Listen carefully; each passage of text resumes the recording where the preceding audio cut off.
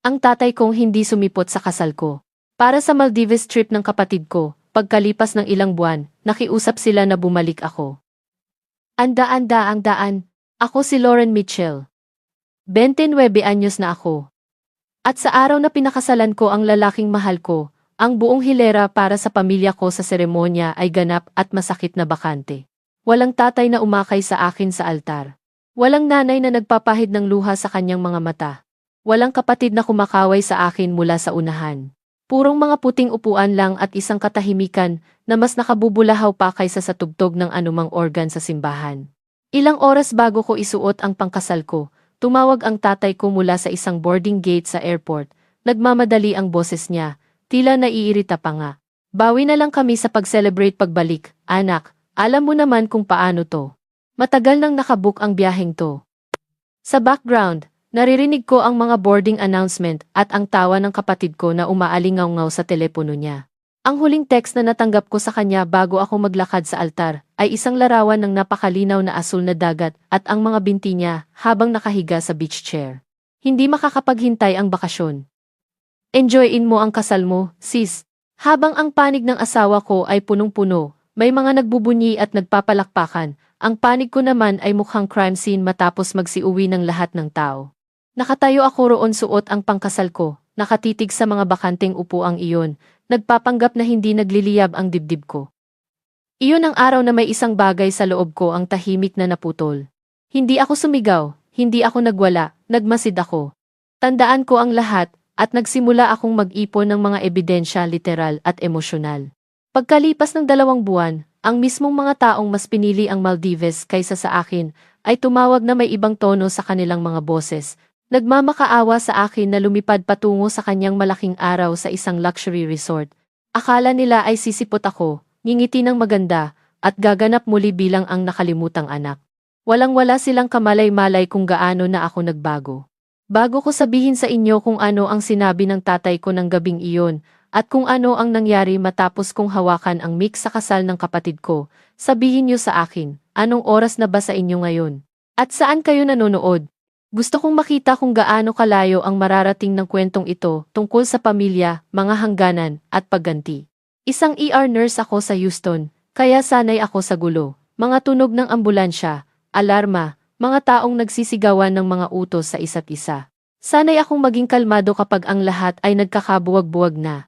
Ngunit walang anumang bagay sa trabaho ko ang naghanda sa akin, para sa tahimik na uri ng trauma na nararamdaman mo kapag ang sarili mong pamilya ang nagpasiyang talikuran ka, at mas pinili ang bakasyon kaysa sa kasal mo.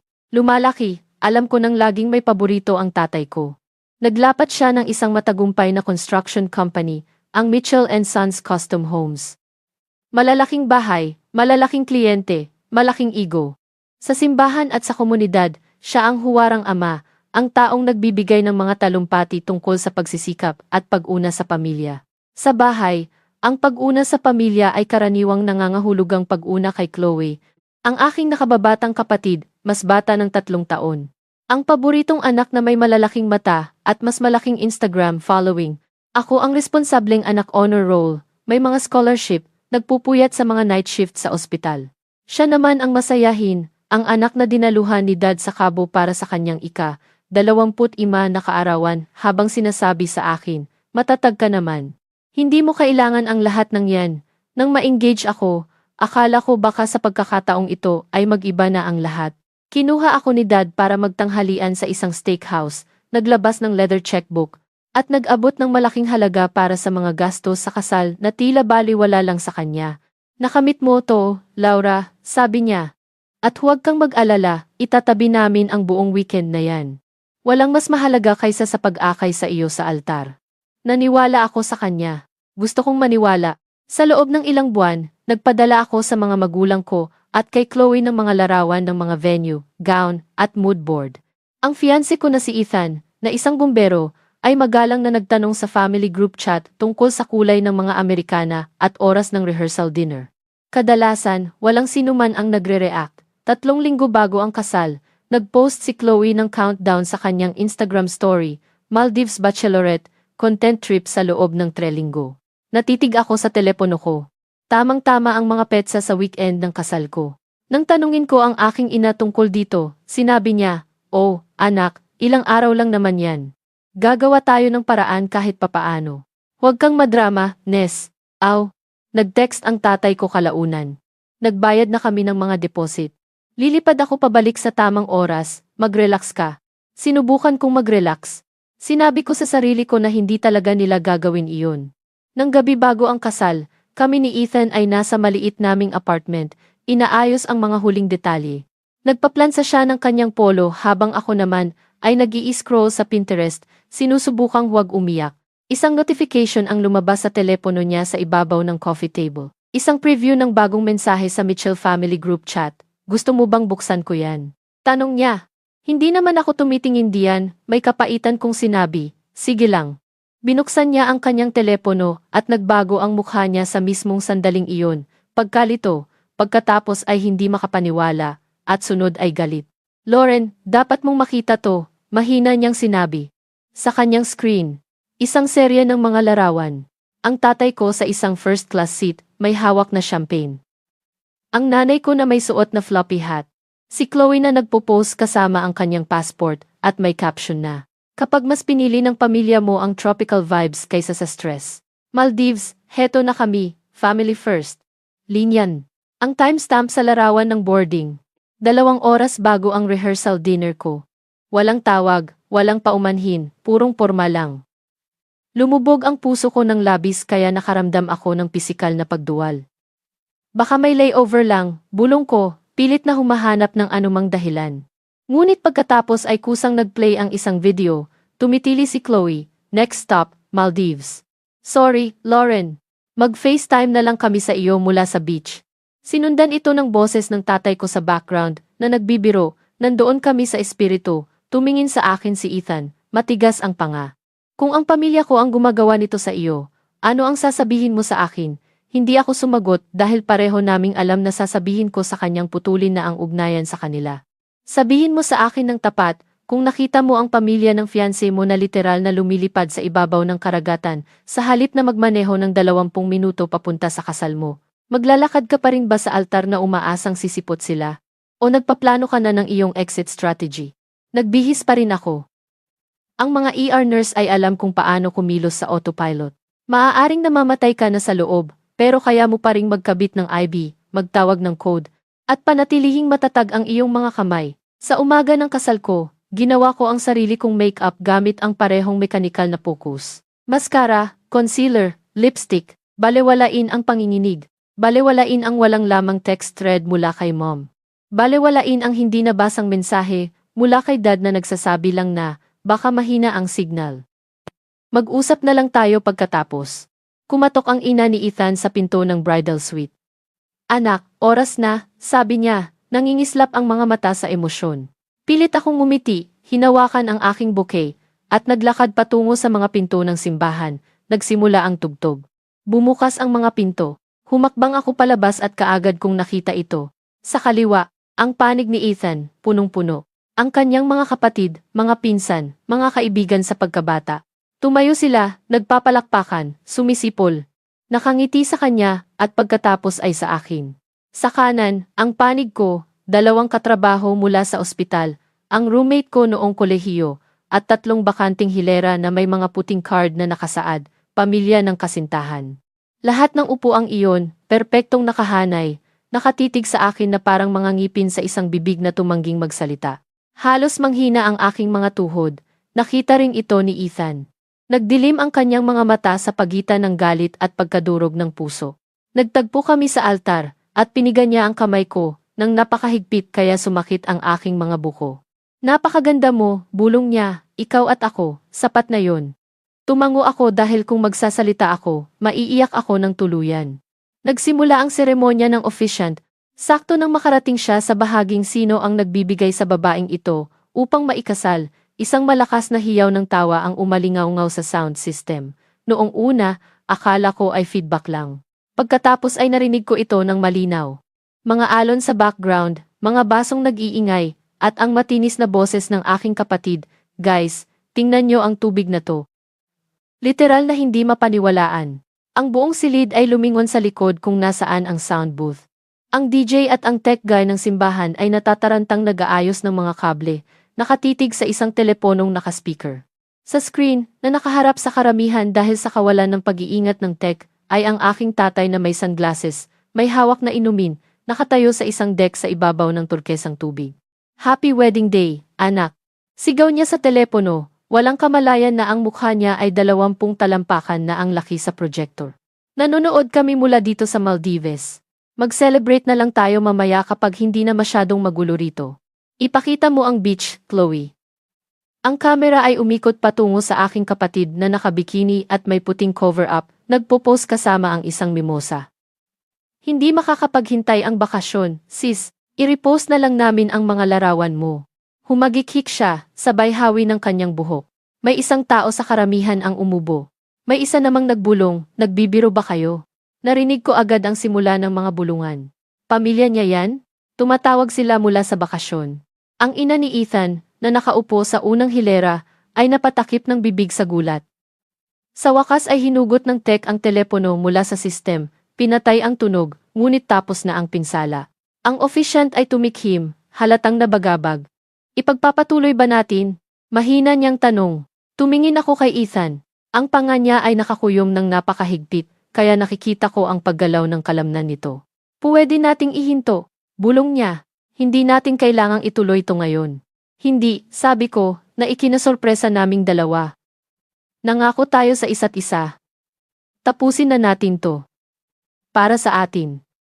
Naramdaman ko ang aking sarili na humiwalay, tila lumulutang sa ibabaw ng sarili kong katawan, habang binibigkas namin ang aming mga panata. Nangako akong mamahalin at pahahalagahan siya.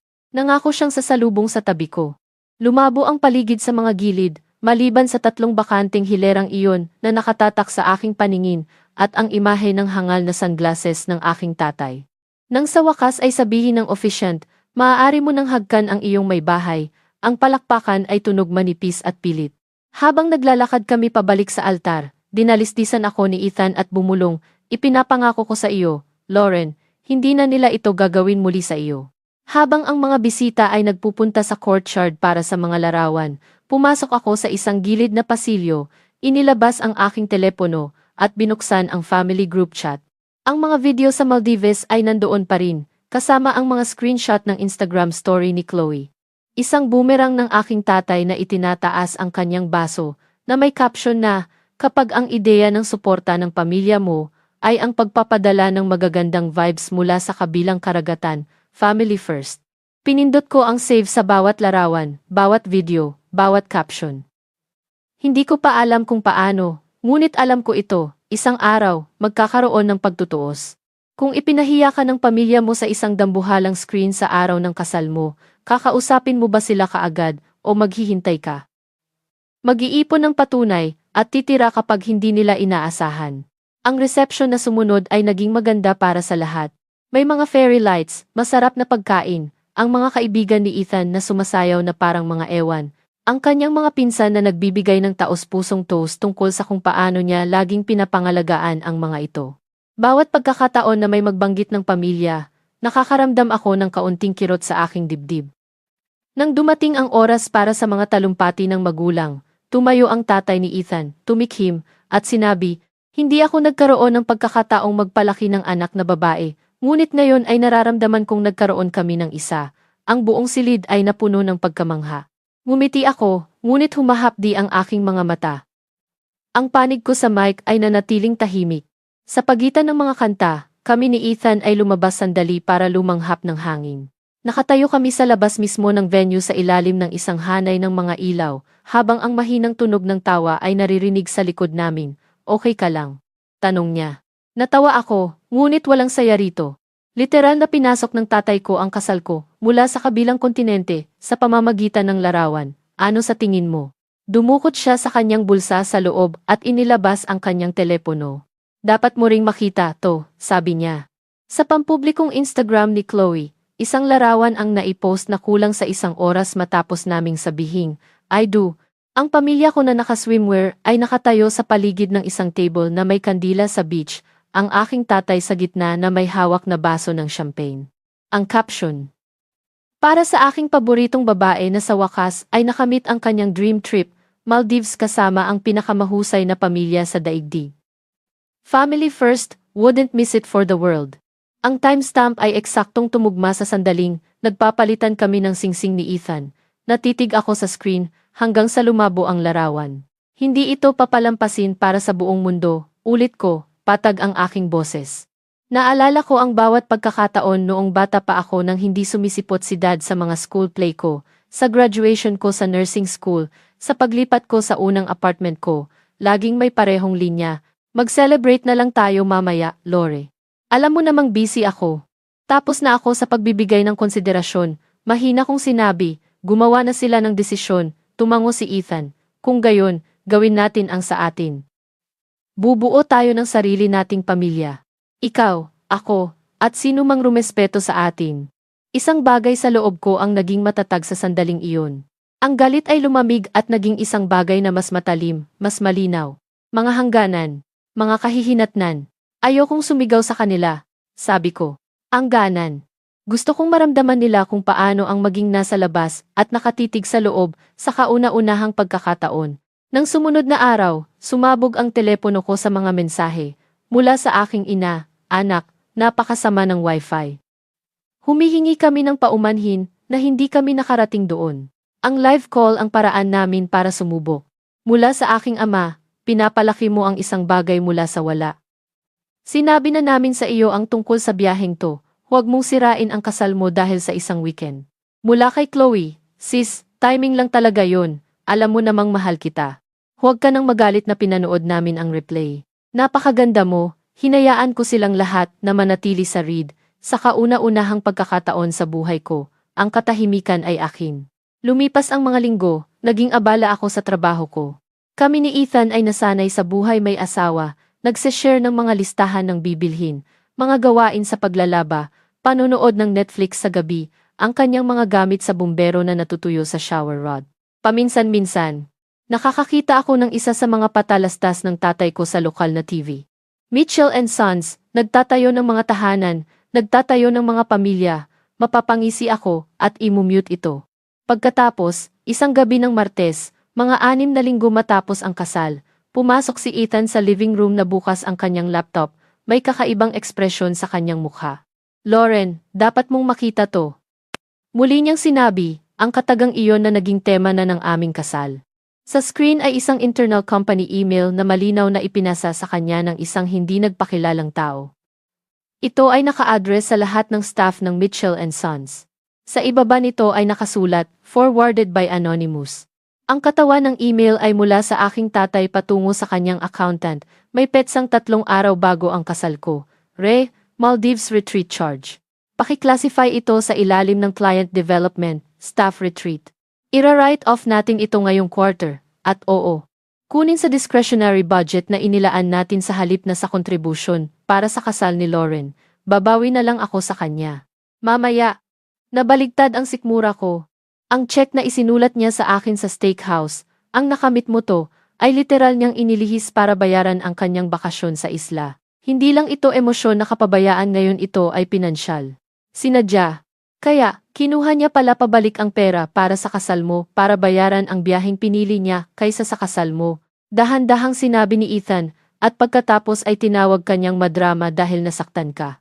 Tumango ako, nakakuyom ang panga, ginawa niyang tax write-off ang kasal ko.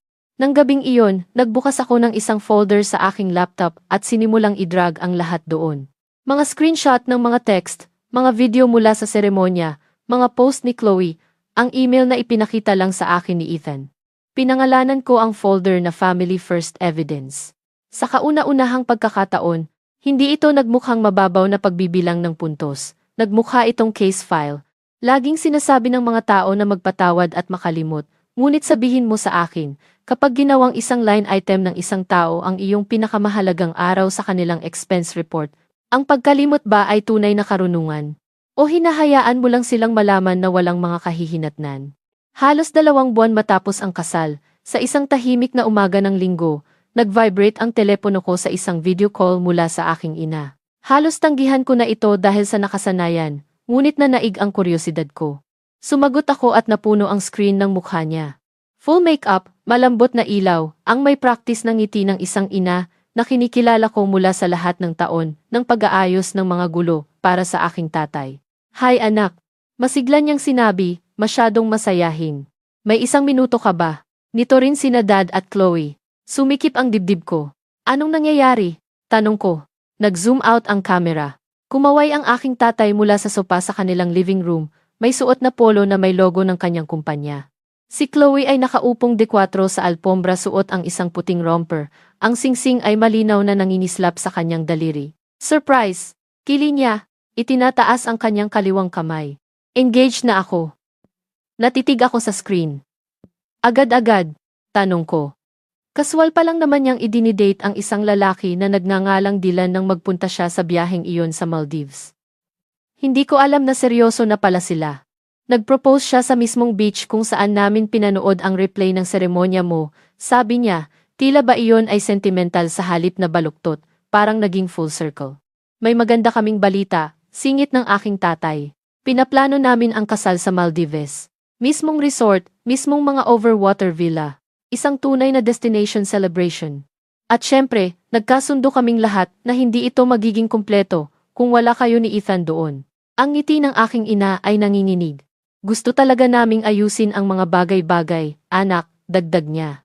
Ito na ang pagkakataon natin para magkasama-sama tayong lahat, okay? Halos matawa ako, mismong resort, mismong lugar kung saan nila itinaas ang baso para sa kapatid ko, habang umiiyak ako sa pasilyo ng simbahan. Sino ang nagbabayad? Direkta kong itinanong. Nagkurap-kurap silang lahat. Well, sagot namin ang karamihan nito, sabi ng aking tatay. Kailangan nyo lang ni Ethan ng mga tiket sa eroplano at naisip namin na magiging simboliko kung gagamitin ang orihinal na budget sa kasal na inilaan namin. Parang paghahatiin sa inyong dalawang magkapatid. Patas lang, di ba? Isang matinding galit ang sumiklab ng mainit at malinis sa loob ko. Ginamit na nila ang perang iyon sa una nilang biyahe. Ngayon naman, nagpaplano silang magpanggap na nandoon pa rin ito, binabago ang anyo nito bilang pagkabukas palad. Ipinapadala namin sa iyo ang opisyal na invite video. Singit ni Chloe, walang kamalayan. Gusto naming magbigay ka ng speech, Lore. Parang big sister blessing energy. Magiging napaka-cute nito para sa mga video. Matapos naming ibaba ang tawag, dumating ang opisyal na invite. Isang profesional na pagkaka-edit ng mga drone shot sa ibabaw ng turkesang tubig, slow motion na footage ni na Chloe at Dylan na nagtatawanan sa mga duyan, mga voice-over na linya tungkol sa mga pangalawang pagkakataon at mga ugnayan ng pamilya na hindi kayang sirain ng distansya.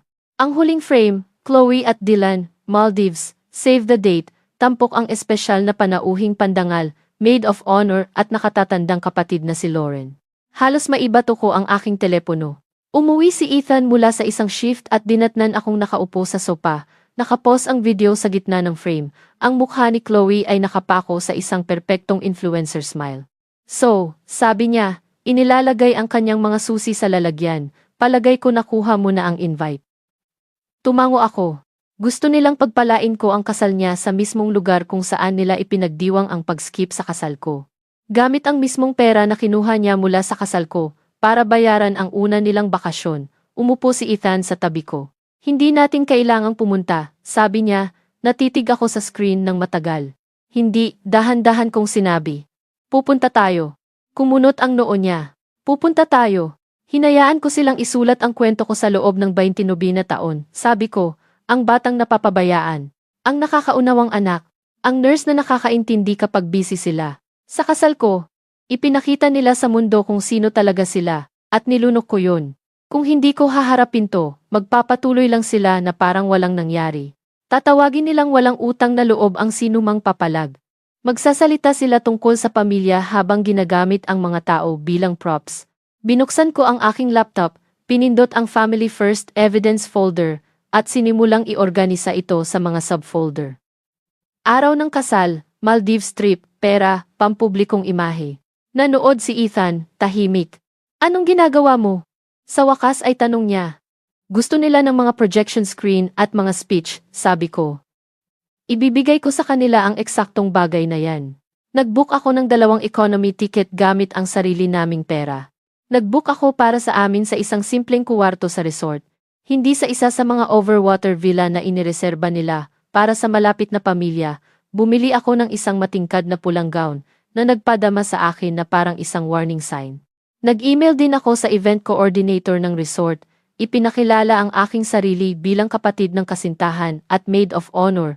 Nagtatanong kung maaari kong i-load ang isang espesyal na surprise tribute video sa kanilang AV system isang araw bago ang kasal.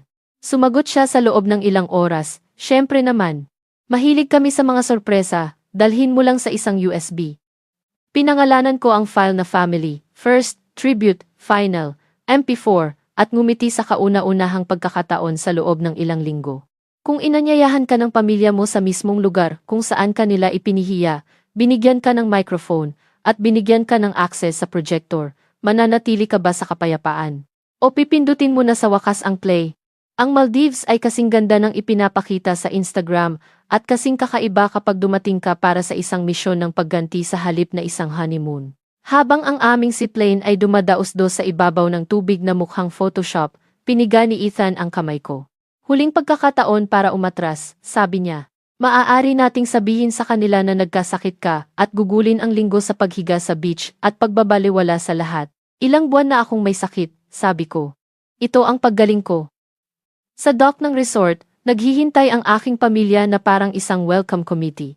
Ang aking tatay na nakalinen, ang aking nanay na naka-floral maxi dress, si Chloe sa isang puting 2 pirasong set na nagmukha sa kanyang nag-o-audition para sa isang bridal magazine.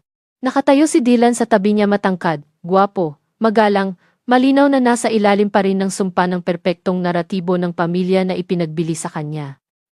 Lauren! Sigaw ng aking ina. Niyayakap ako na parang hindi kami nag-usap sa loob ng ilang linggo ng mga pilit at mababaw na text. Niyakap ko siya pabalik ng matigas. Napakaganda mo, sabi ng aking tatay, lumalapit para sa isang side hug at tinatapik ang aking balikat na parang isa akong kliyente na kapipirma lang ng kontrata. Sa malapitan, nakikita ko ang mas maraming puting buhok sa kanya, mas maraming pinong guhit sa paligid ng kanyang mga mata, ngunit naroon pa rin ang parehong praktisadong alindog. Masaya talaga kaming nakarating ka, anak. Malaking bagay to. Talaga ba? Tanong ko, banayad ang aking boses. Ang ngiti niya ay kumurap ngunit nanatili sa lugar. Lumundag-lundag si Chloe sa kanyang mga daliri sa paa. Lauren, ang gown na yan ay nagliliyab. Bulalas niya. Lilitaw ka talaga sa camera. Sinabi ko sa videographer na ikaw ang parang emosyonal naming anchor. Alam mo yun.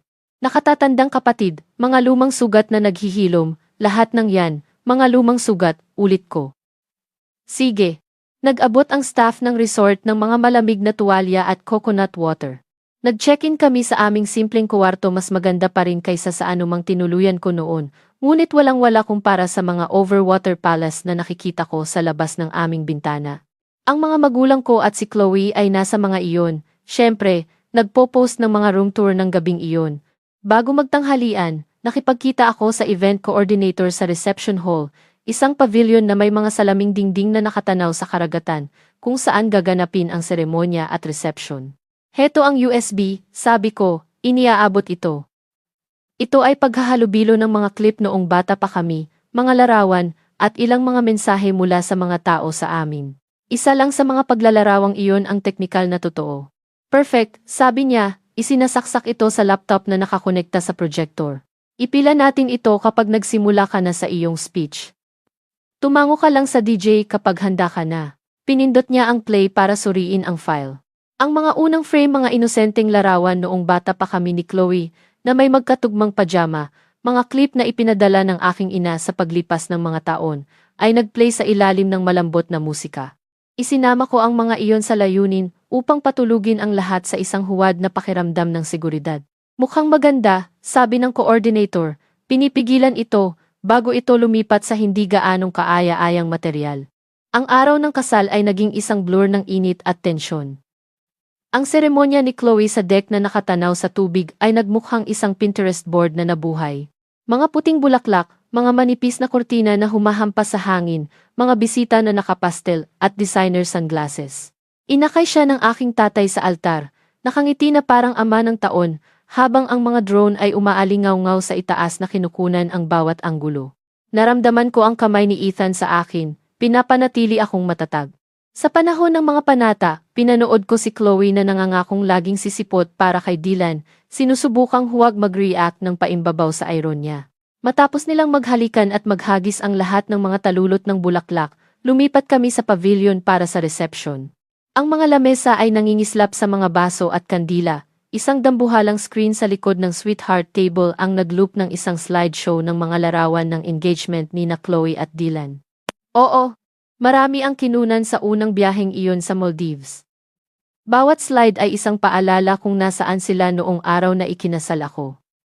Sa aming lamesa, ilang mga bisita ang nakipag-usap ng bahagya. So, Lauren, anong ginagawa mo sa inyo?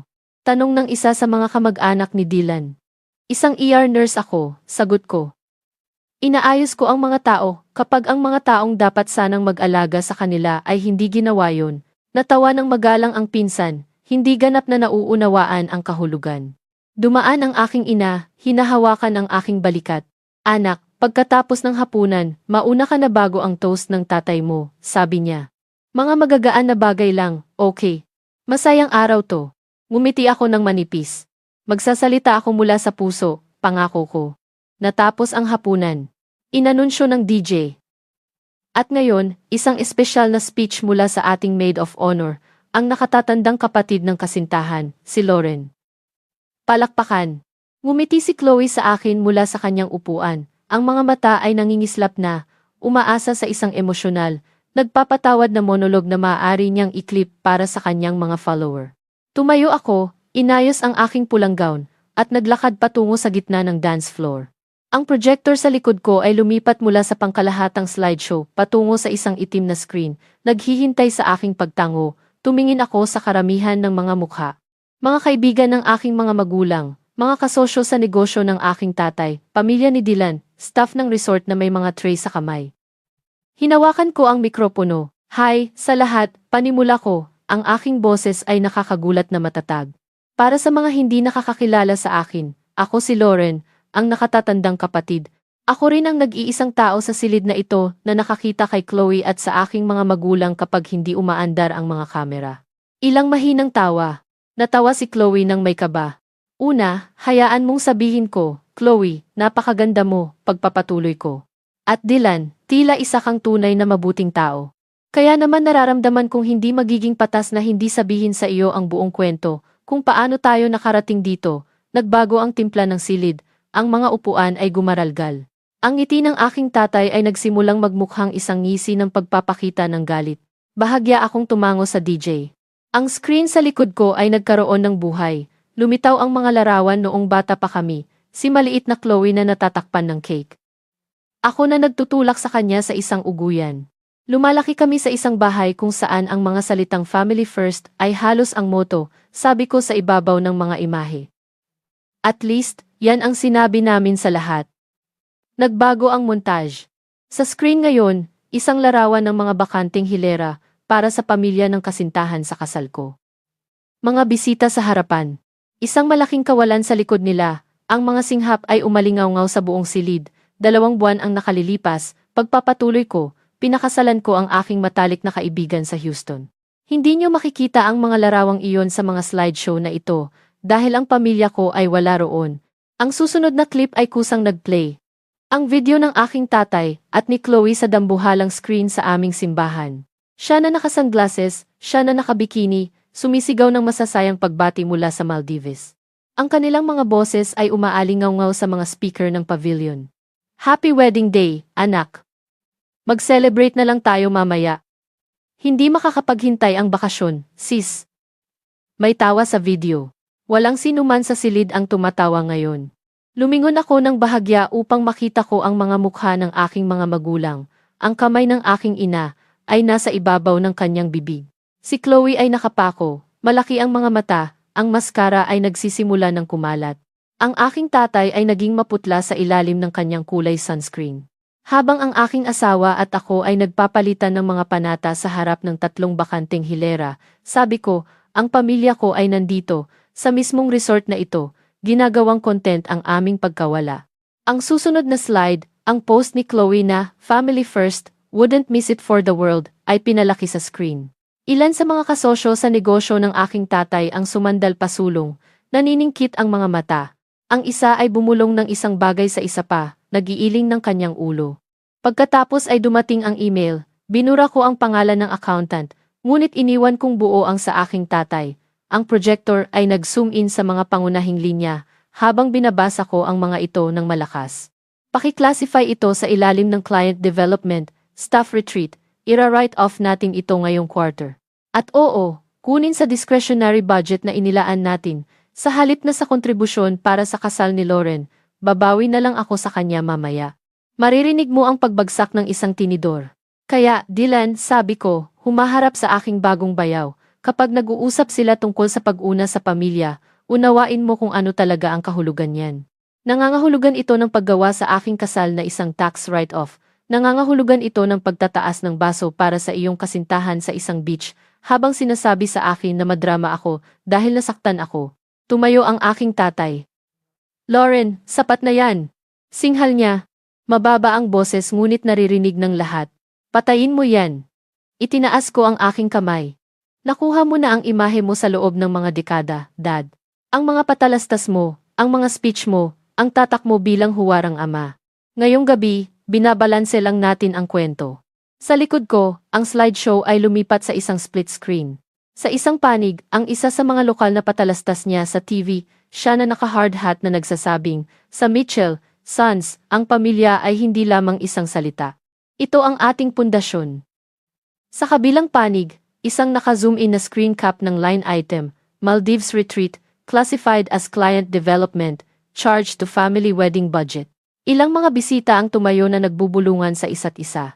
Isa sa kanyang pinakamalaking kliyente, isang lokal na developer, ang natitig sa screen, ang mga labi ay nakadiin sa isang manipis na linya. Sinusubukan mo akong sirain, giit ng aking tatay. Dahil sa isang scheduling conflict, natawa ako ng isang beses, matalim. Hindi ito tungkol sa scheduling, ito ay tungkol sa isang pattern mo ng pagpili sa anumang bagay na nagpapamukha sa iyong maganda kaysa sa kung ano ang tunay na mahalaga. Tungkol ito sa pagsasabi mo sa akin na ang sakit ko ay wala habang literal mong kinuha ang pera ng kasal ko. Sa wakas ay nahanap ni Chloe ang kanyang boses. Lauren, kasal ko to. Iyaking sigaw niya. Ipinapahiya mo ako. Tumingin ako sa kanya. Talagang tumingin. Takot, napahiya. Ngunit hindi pa rin nauunawaan na may ginawa siyang mali. Wala akong ginagawa, Chloe, banayad kong sinabi. Pinipindot ko lang ang play. Sa loob ng isang mahabang segundo, ang silid ay nanatiling tahimik, nakabitin sa talim ng kutsilyo. Pagkatapos, mula sa pangunahing lamesa, dahan-dahang tumayo si Dylan. Tumingin siya mula sa screen patungo kay Chloe, pagkatapos ay sa aking mga magulang, at muling tumingin sa akin. Totoo ba to? Tanong niya, mababa ang boses ngunit matatag. Talaga bang hindi kayo sumipot sa kasal niya para pumunta rito? At binayaran ito gamit ang pera niya. Binuksan ng aking tatay ang kanyang bibig. Mas komplikado kaysa sa hindi, singit ko. Nakuha mo na ang mga resibo, Dylan. Literal. Hinawakan ni Chloe ang kanyang braso. Baby, timing lang talaga, yun, okay. Pinag-usapan natin to, natatandaan mo. Inayos nila yon sa bahay at kailangan ko ng content at huminto siya, nyanra sa gitna ng pangungusap kung paano ito pakinggan ng malakas. Dahan-dahang hinila ni Dylan ang kanyang braso pabalik. Sinabi mo sa akin na nauunawaan ng kapatid mo, sabi niya. Na okay lang siya rito. Na maayos siya. Ang kanyang tingin ay dumausdos sa akin. Hinawakan ko ang kanyang mga mata. Ginugugol ko ang araw ng kasal ko sa pagpapanggap na okay ako, para hindi nila ako tawaging walang utang na loob, sabi ko, hindi ako okay. Ang developer na kliyente na napansin ko kanina, ay nagtaas ng kanyang boses mula sa kanyang lamesa. Robert, card ba ng kumpanya mo ang nasa email na yan? Tanong niya. Nakakuyom ang panga ng aking tatay. Ito ay isang personal na usapin, sabi niya. Dapat nating pag-usapan ito ng pribado. Ginawa mo itong pampubliko nang gamitin mo ang pondo ng kumpanya at pagkatapos ay ipinagmalaki ang mga halaga ng pamilya sa iyong marketing, sagot ng lalaki. Mag-uusap tayo kapag bumalik tayo sa Houston. Tumayo siya, hudyat sa kanyang asawa, at naglakad palabas. Dalawang iba pang lalaki na kinikilala ko mula sa mga patalastas sa TV ng aking tatay ang sumunod. Lumaylay ang mga balikat ng aking tatay. Ang kanyang maskara ay nadulas sa kauna-unahang pagkakataon sa buhay ko. Lauren, pakiusap, sabi ng aking ina, ang mga luha ay umaagos na ngayon, maaari nating ayusin to. Patayin mo yan. Mag-usap tayo mamaya. Lumunok ako ng malalim. May isang bahagi sa akin, ang nakasanayang bata, na gustong sumunod, na ayusin ito, na tiyakin siya. Ngunit pagkatapos ay naalala ko ang mga bakanteng upuang iyon, ang tunog ng boses ng aking kapatid sa ibabaw ng aking mga panata, ang linya ng email tungkol sa babawi na lang ako sa kanya mamaya. Itinaas ko ang mic sa huling pagkakataon. Heto ang bagay na yan, mahina kong sinabi, ang boses ay naririnig sa natigilang hall. Sa loob ng maraming taon, sinabi ko sa sarili ko na ang dugo ay automatikong nangangahulugan ng katapatan. Na dapat akong maging mapagpasalamat sa anumang mumo ng pansin na natanggap ko, na ang pagtatakda ng mga hangganan ay kawalan ng paggalang. Ngunit ang mga ordinaryong tao na nakaupo sa aking ER, sa ganap na ikatlo ng madaling araw, ay nagturo sa akin ng higit patungkol sa tunay na pamilya kaysa sa inyo. Ang mga taong sumisipot, ang mga taong nakaupo buong magdamag sa mga plastik na upuan, para lang nandoon kapag nagising ang isang tao, ang pamilya ay hindi kung sino ang magandang tingnan sa mga larawan. Ito ay kung sino ang nakatayo sa tabi mo kapag walang maipost. Lumingon ako kay Chloe. Hindi kita kinapopuotan, sabi ko. Tumanggi lang akong patuloy na magpanggap na ang dinamikong ito ay normal. Isang araw, kung magkaroon ka ng anak na babae, inaasahan kong matatandaan mo kung ano ang naramdaman mo nang makita ang mga bakanteng upuang iyon at pumili ng iba. Pagkatapos ay sa aking mga magulang, mas pinili niyo ang bakasyon kaysa sa akin, mas pinili niyo ang isang write-off kaysa sa kasal ko, mas pinili niyo ang porma kaysa sa katapatan. Ngayong gabi, pinili ko ang aking sarili. Inabot ko ang mic pabalik sa DJ, maaari mo nang ihinto ang video ngayon, sabi ko sa kanya, ginawa niya. Naglaho ang screen sa itim. Nakatayo na si Ethan sa tabi ng pinto nang lumakad ako palabas ng dance floor. Hindi kami tumakbo, umalis lang kami. Walang dramatikong paglabas na may galit, walang mga pinto na ibinalabag. 2 tao lang na naglalakad palayo sa isang apoy na hindi namin sinimulan, ngunit sa wakas ay tumigil na sa pagpapanggap na hindi nagliliyab. Sa pasilyo sa labas, hinawakan niya ang aking mukha sa kanyang mga kamay. Napakalaki ng pagmamalaki ko sa iyo, sabi niya. Huminga ako ng malalim, nanginginig. Parang hinugot ko lang ang sarili kong mga ugat, bulong ko. Siguro, sabi niya. Ngunit ngayon ay may puwang na para sa mga bago. Sa sumunod na linggo, mabilis na kumalat ang mga epekto nito. Sa oras na lumapag kami pabalik sa Houston, 3 sa pinakamalaking kliyente ng aking tatay ang umalis na. May mga bali-balita ng isang internal audit. Ang kanyang reputasyon bilang huwarang ama ay nakatanggap ng matinding dagok, nang may isang tao tiyak na hindi ako. Ngunit may isang tao ang nagpadala ng isang clip na bersyon ng tawag sa Maldives, at ang larawan ng mga bakanteng upuan sa isang lokal na reporter na minsan nang gumawa ng tampok na artikulo tungkol sa kanyang pamumuno na pinatatakbo ng mga halaga. Noong una, patuloy ang tawag ng aking mga magulang, mahahabang voicemail, mga paumanhin na may kasamang mga akusasyon. Binulag mo kami. Ipinahiya mo kami. Sinira mo ang malaking araw ng kapatid mo. Pagkatapos ay bumagal ang mga tawag. Pagkatapos ay huminto sila. Walang dramatikong pagkakasundo, walang yakap ng grupo, purong katahimikan lang. At sa katunayan, sa kauna-unahang pagkakataon, ang katahimikan ay naramdaman na parang kapayapaan, hindi parusa. Doblehin ko ang aking pagsisikap sa therapy, sa aking kasal, sa mga pagkakaibigan na tahimik na nagtaguyod sa akin. Sa buong panahong ito mga katrabaho na nakaupo sa mga upuang iyon sa aking kasal. Ang ina ni Ethan na tumatawag tuwing linggo para lang makipagkwentuhan. Mga kapitbahay na nagdadala ng mga kaserol kapag pareho kaming may night shift. Dahan-dahan, itinayo ko ang ninais ko sa simula pa lang. Isang bilog ng mga tao na sumisipot dahil nagmamalasakit sila. Hindi dahil may umaandar na kamera. Ang mga tao sa mga komento ay maaaring magsayang. Sobra ang ginawa mo, hindi mo dapat inilalabas ang mga usapin ng pamilya sa publiko. Marahil ay tama sila para sa kanilang mga pamilya, ngunit para sa akin, ang pampublikong imahe ang sandata na ginamit nila sa loob ng maraming taon. Ang ginawa ko lang ay tumigil sa pakikipagtulungan. Kung nakikinig ka rito at sinabihan kang napakasensitibo mo, dahil sa pagnanais ng pangunahing paggalang o madrama dahil nasaktan ka kapag binigo ka ng mga tao, heto ang natutunan ko sa mahirap na paraan. Ang mga hangganan ay hindi kataksilan. Pinahihintulutan kang magsayang, hindi ito okay, kahit sa mga taong nagpalaki sa iyo. Pinahihintulutan kang lumakad palayo sa pamilya na sumisipot lamang kapag nakikinabang sila. Pinahihintulutan kang bumuo ng isang buhay, kasama ang mga tao na pumipili sa iyo sa layunin. Hindi ko nakuha ang sandali ng ama ng kasintahan na naisip ko. Nakuha ko ang isang bagay na iba, sa halip, ang pagsasakatuparan na ang aking halaga ay hindi nakasalalay sa isang boto ng pamilya. Kaya ngayon ay kuryoso ako. Kung ikaw ang nasa posisyon ko, pipindutin mo ba ang play sa video na iyon o mapapanatili ang kapayapaan upang protektahan ang kanilang imahe? At naranasan mo na bang pumili sa iyong sarili kaysa sa isang nakakalasong pattern ng pamilya? Sabihin mo sa akin kung saan ka nakikinig at kung komportable ka, ibahagi ang iyong kwento. Sa isang dako roon, may isang taong kailangang marinig na hindi sila ang nag-iisa na naglalakad palayo sa isang bakanting hilera. Mula sa aking pananaw, ang kwentong ito ay hindi lamang tungkol sa isang dramatikong pagganti. Ito ay tungkol sa isang babae na sa wakas ay tumangging tanggapin ang pagiging pangalawang pili sa kanyang sariling pamilya. Ang desisyon ni Lauren na ilantad ang katotohanan ay maaaring magmukhang marahas sa ilan, ngunit nagpapakita rin ito kung gaano kalakas ang magtakda ng mga hangganan matapos ang mga taon ng pagiging napapabayaan. Kung minsan, ang tunay na paghihiganti ay ang pagpili sa iyong sarili at ang pagsira sa isang nakakalasong pattern sa halip na manatiling tahimik. Kung ikaw ang nasa lugar niya, gagawin mo rin ba ang pareho sa kasal? At naramdaman mo na ba na ikaw ang nakalimutang anak sa sarili mong pamilya?